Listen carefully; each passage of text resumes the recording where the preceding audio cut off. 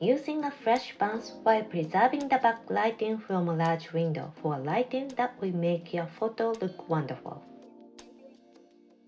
When you photograph with backlighting from a large window, your subject will show up dark. For those times, I'll show you how to use a flash to brighten up your subject in what looks like a natural way.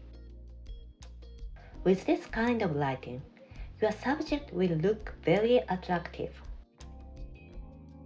First, we photograph without a flash. We put the exposure mode on odd aperture priority. We shoot with zero exposure correction. Because the light from the window is strong, the subject ends up being underlit. There's also light from the room, so the whole image is an underlit tone. Next, we match the exposure to the subject by setting the exposure to about 2 stops. The subject is a nice brightness, but the large window in the back is washed out. The color looks murky too.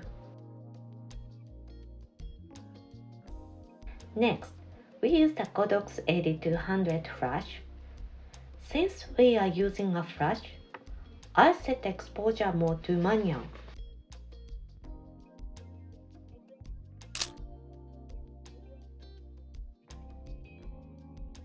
When we bounce the flash off the left wall, a soft light will hit the subject and the color will look prettier.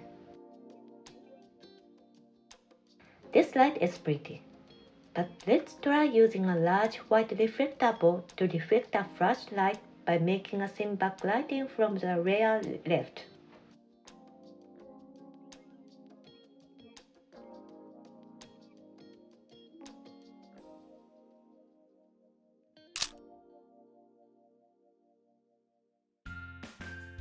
While preserving the light from the window, the subject is also hit by a soft light, and there's also an edge light that helps create a lovely image.